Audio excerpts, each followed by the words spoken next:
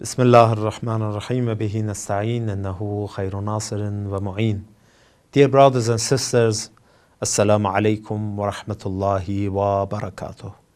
I hope Allah will accept all of the deeds that we are practicing in respecting Imam Hussein's movement and in just taking place in some gathering and ceremonies that is for reviving Imam Hussein's name and Imam Hussein's message of his movement.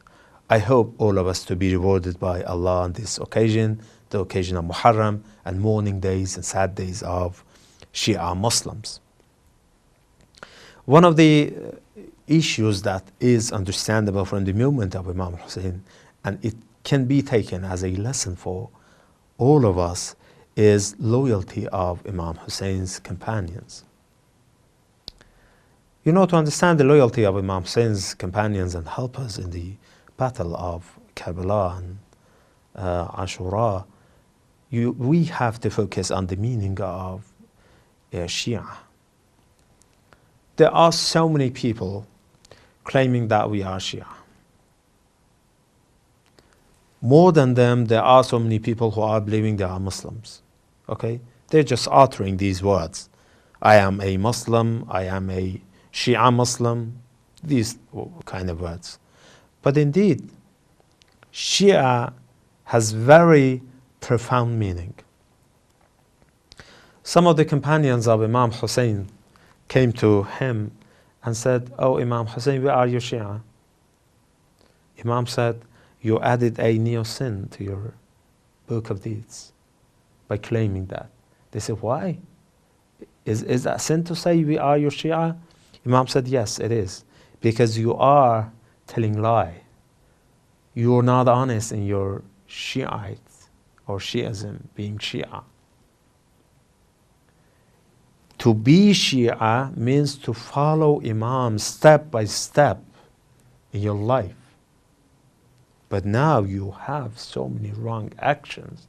You are sinful people. You are following your own desires. Sometimes you're following your shaitan, your worldly affairs, but you're not real Shia.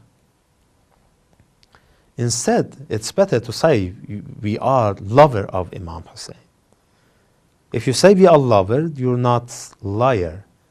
You are honest in this way, because if you return back to your heart, you can find the love of Ahlul Bayt. All of us, alhamdulillah, are lover of Ahlul Bayt. We love Ahlul Bayt, we love Imam Hussein. This is not lie, this is not wrong. And this love, Imam Hussein said, you wouldn't be sad because you are not real Shia, you cannot practice the ways of Shiism. But even this love will save you from the fire of the hell, will protect you on the day of resurrection. This is not so, easy to be lover of Ahlul Bayt. It is valuable as well. Of course, to be Shia is much more, higher than to be lover. But even to be lover of Ahlul Bayt is something will protect you from the wrath of God, from the punishment of God on the day of resurrection. When Imam Hussein gathered all of his companions in the eve of Ashura, the last night of his lifetime, he starts saying that, Alhamdulillah, Allah has given us the ni'mah and the blessing of prophethood and the blessing of the Holy Quran and the tradition of Ahlul Bayt. And I didn't know, more loyal companion to me than my own companion. And even my family are the best family. My companions are the best companion. May God reward you all. And in his continuation of the sermon, he said, right now, I permit you and allow you to just go away from this, desert. To abandon me, to abandon my camp. Because if you remain here, if you stay here, tomorrow for sure, you will be martyred. And I know that the enemy just want me, not you, and you can go away. I took my, I don't think about my allegiance about you. Right now you're free. You can go wherever you want. And right now you can, take benefit of the darkness of the night. And through the darkness, you can go, no one can see you. This is the best, horse for you, Imam Hussein said. You can go and mount on the, camel and the horse of the darkness and leave me in this, desert. Some people went. But the most loyal one, such as Bani Hashim, such as the people who were true Shia of Imam Hussein, stayed with Imam and didn't leave Imam to be alone among the enemies. The first one, who was very loyal to Imam Hussein, started talking, and he was Abul Fazl al-Abbas, alayhi salam. He said, no, it is not possible for us to leave you to be alone in this, desert. We will be here to become martyred. And after that, other Bani Hashim started talking.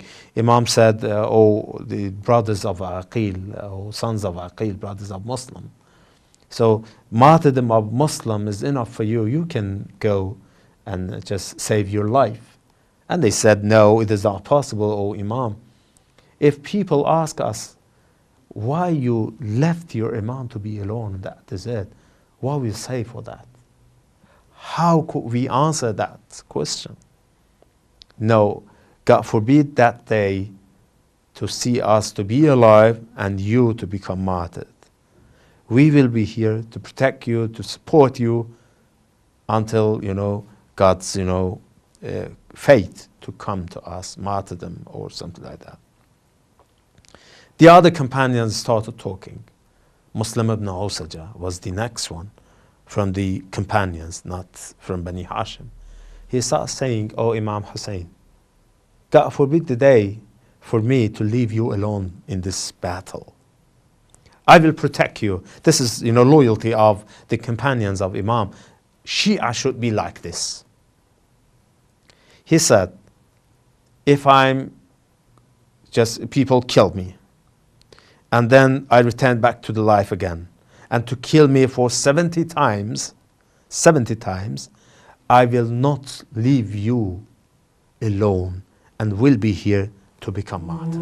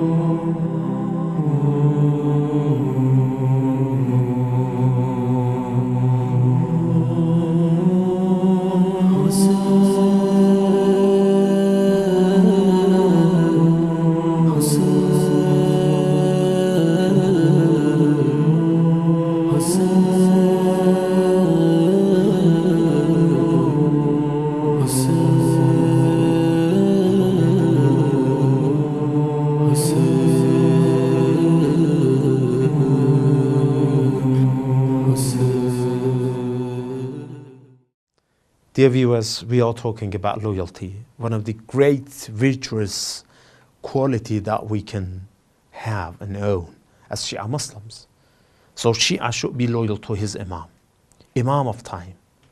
And we can learn the way of loyalty from the companions of Imam Hussein in the battle of Karbala and in the eve of Ashura. Muslim ibn Usaja start talking, "O Imam, I wouldn't leave you alone in this, battlefield. I will help you. If they kill me and return back to my life for 70 times, again, I will support you. I will not leave you alone. While I see that death and killing will be just one time, not more. So this one-time killing and being killed and martyrdom is not so difficult to be tolerated. If they kill me and burn me and just throw my ash to the desert and then again to return me back to this life, again I will help you till to break my sword in the chest of the enemy.